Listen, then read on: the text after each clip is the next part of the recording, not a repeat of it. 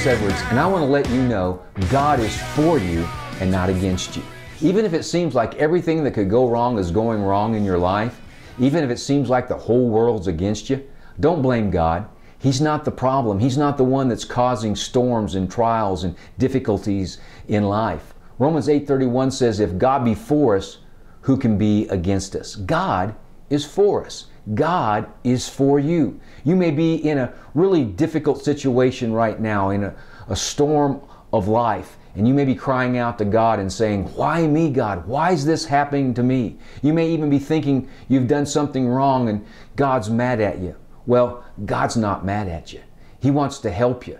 He wants to see you get through the storms that you're going through. He's on your side. And I want to give you 4 things you can do when you're facing a storm or a trial in life. Number 1, run to God, don't run from Him.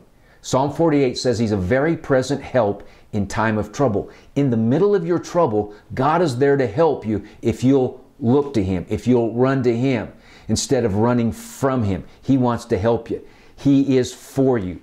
He's on your side. Second, don't quit. Don't give up. Galatians chapter 6 verse 9 tells us, if we'll not grow weary in well-doing, in doing the things that are right, doing what we know to do, that in due season, at the right time, we will reap, we'll get a victory. We'll see a breakthrough in our life if we faint not, if we don't quit, if we don't give up. So continue to do what you know to do, start doing what's right, stay in the fight, and you'll see the victory. You'll see the breakthrough in your life. Third, tap into God's grace. God's grace is His ability, His favor, unmerited favor, His strength towards us. When we're facing a storm, we're not going to be able to break through that storm and get to the other side with our own strength and our own might. And that might be where you're at right now, trying to break through in your own ability. I want to encourage you, tap into His grace. In Hebrews chapter 4, it says we can come boldly unto His throne of mercy and grace and receive grace in time of need.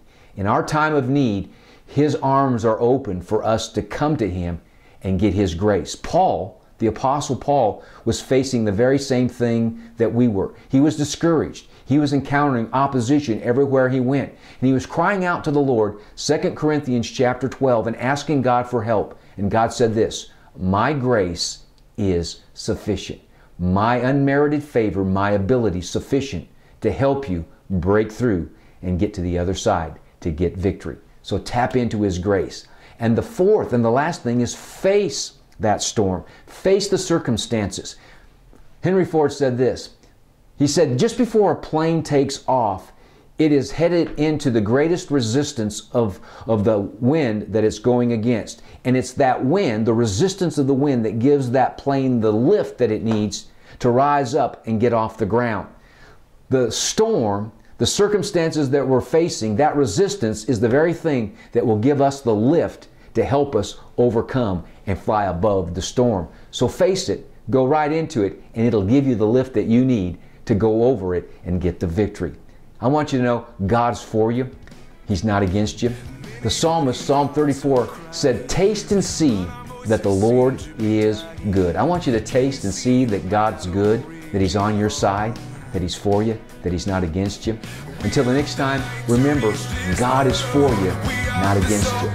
Be blessed.